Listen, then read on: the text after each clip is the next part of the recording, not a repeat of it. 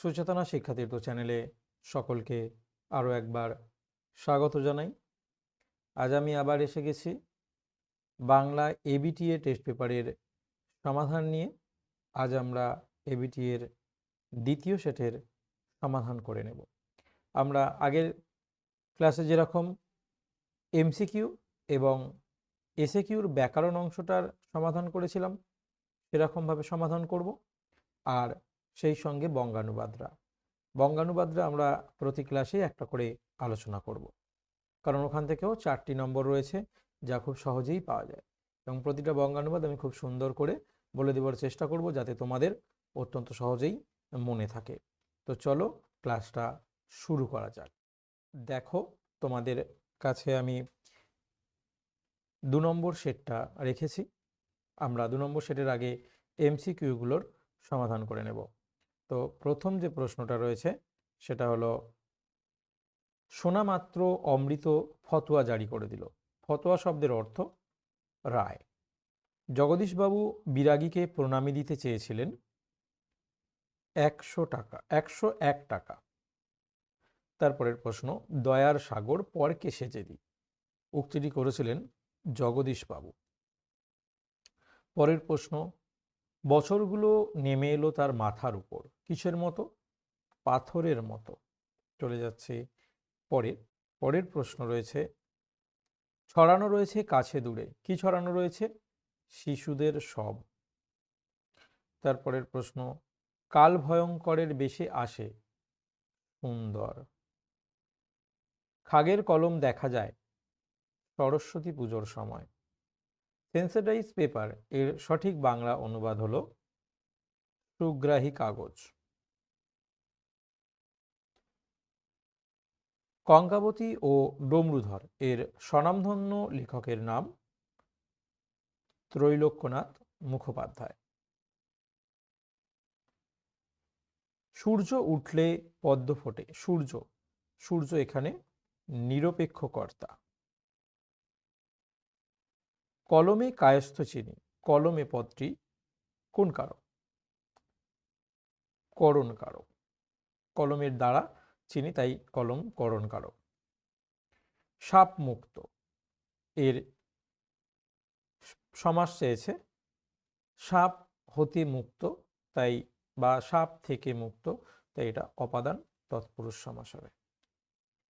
পরে সমাস শব্দের অর্থ হলো সংক্ষেপ করা।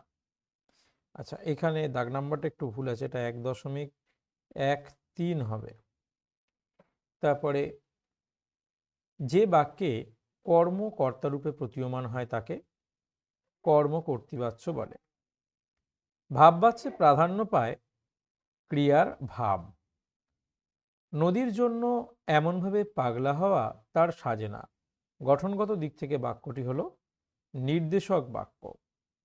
শর্ত সাপেক্ষ বাক্য মাত্রই জটিল বাক্য। তো এই গেল আমাদের এমসিকিউগুলোর সমাধান। এরপরে আমরা চলে যাচ্ছি 2.4 রয়েছে আমাদের ব্যাকরণ। তো আমরা এবার ব্যাকরণের অংশটা সমাধান করে নেব।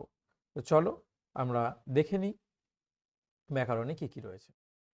দেখো, প্রথম প্রশ্ন হচ্ছে তির্যক বিভক্তি কাকে বলে? তির্যক বিভক্তি, এই প্রশ্নটা কিন্তু বহু সেটেই দেখতে পাবে, তাই এই সেটে আমি ভালো করে বলে দিচ্ছি, পরবর্তী সেটে হয়তো এড়িয়ে যেতে পারি, তাই ভালো করে শুনে নাও বা লিখে রাখতে পারো।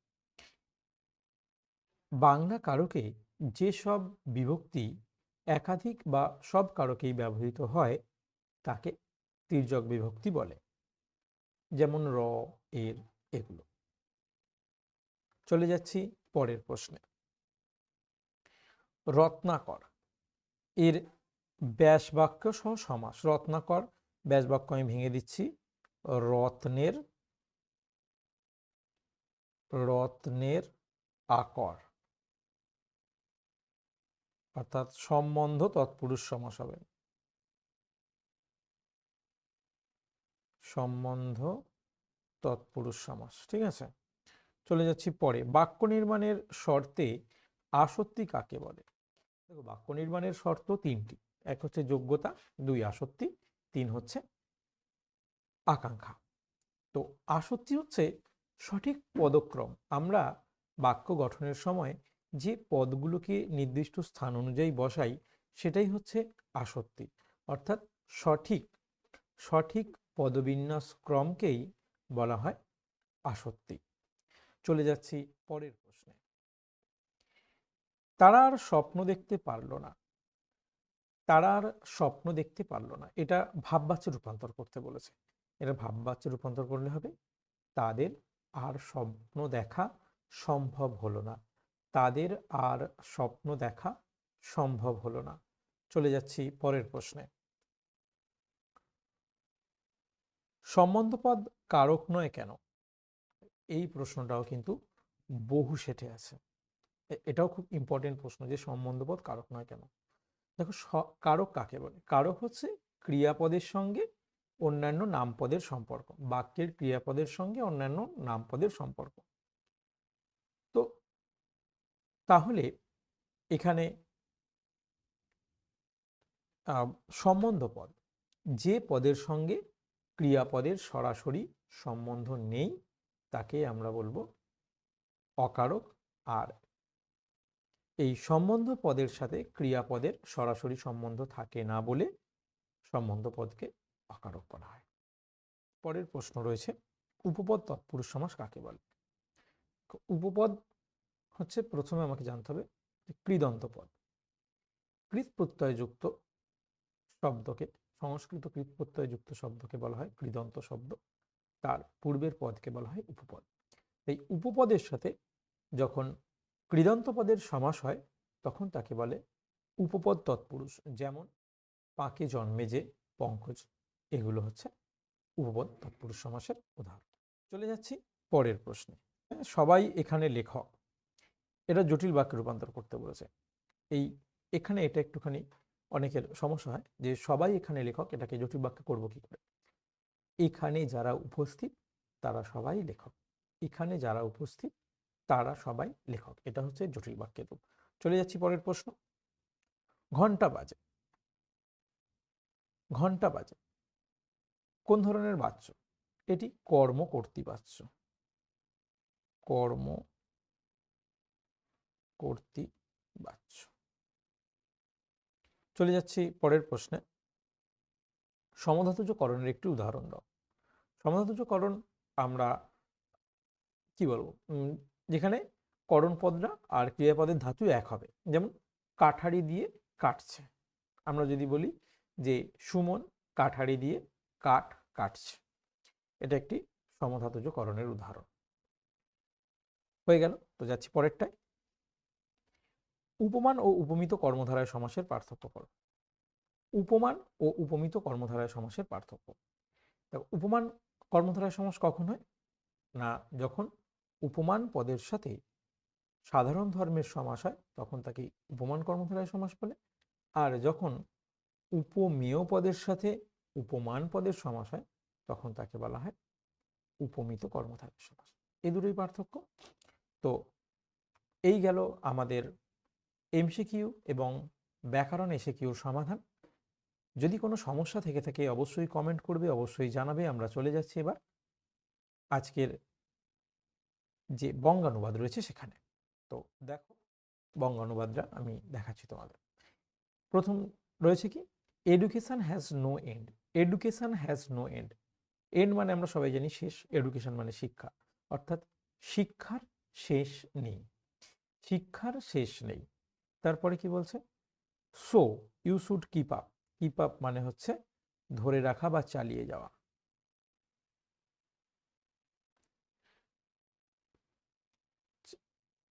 You should keep up your study, সুতরাং তুমি তোমার পড়াশোনা চালিয়ে যাও।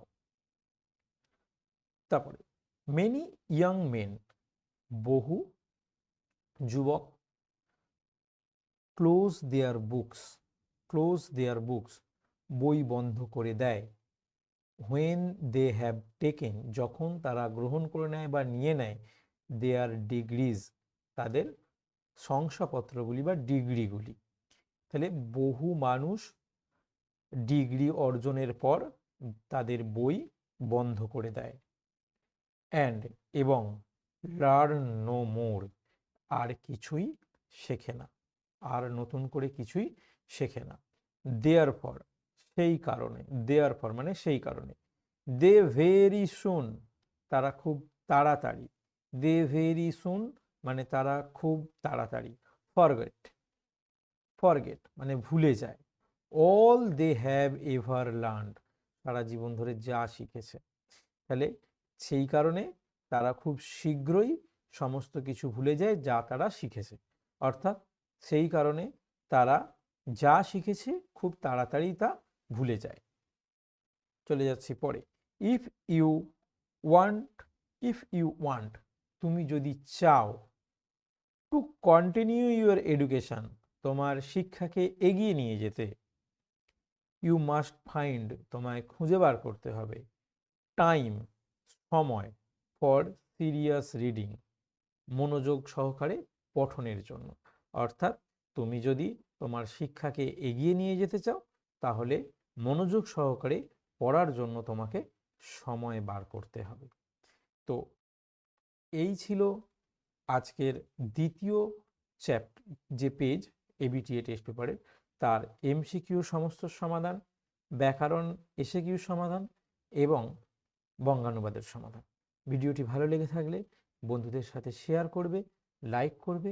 এছাড়া যেখানে যখনই কোনো সমস্যা হবে বাংলা সংক্রান্ত অবশ্যই কমেন্ট করে জানাবে, আমি অবশ্যই চেষ্টা করব তার পরের ভিডিওতে তার সমাধান করে দেওয়ার।